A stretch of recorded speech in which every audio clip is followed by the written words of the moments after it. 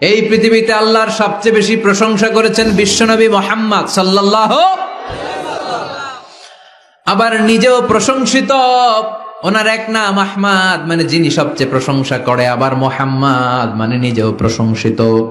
জান্নাতীদেরকে নিয়ে বিশ্বনবী যখন কিয়ামতের দিন বিচার শেষে জান্নাতের দরজায় যে কড়া নাড়বে, ওই দিন বিশ্বনবীর হাতে একটা পতাকা থাকবে।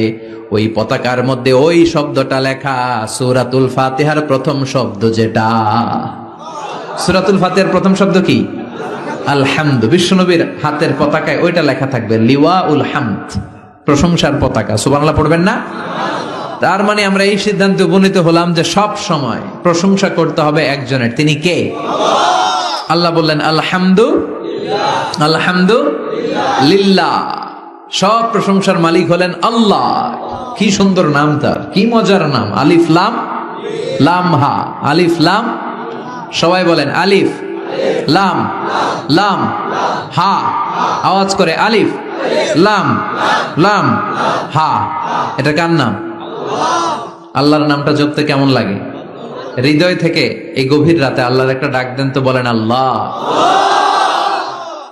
প্রাণটা জুড়িয়ে আবারও আল্লাহরে ডাকেন, বলেন ইয়া আল্লাহ। নামটা মজা লাগে না? আল্লাহ বলেন হুয়াল আউয়াল ওয়াল আখির ওয়াল যাহির ওয়াল বাতিন। তিনি প্রথম, তিনি শেষ, তিনি প্রকাশ্য, তিনি গোপন। সুবহানাল্লাহ। তার মানে প্রথমে কে, শেষে কে?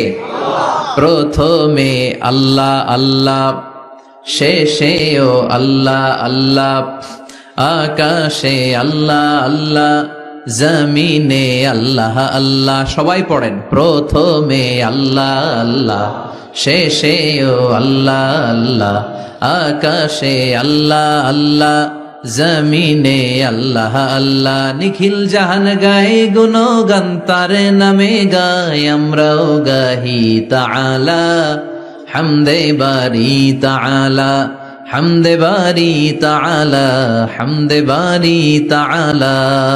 সুবহানাল্লাহ পড়েন। আলহামদুলিল্লাহ। সকল প্রশংসার মালিক কে?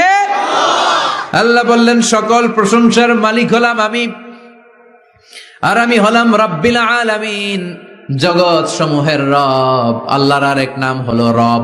আল্লাহর আরেক নাম কি? কবরের প্রথম প্রশ্ন কি? মার রব্বুক, তোমার রব কে? আমাদের উত্তর কি? আমরা বলবো আল্লাহ আমারে রব, আল্লাহ আমারে রব।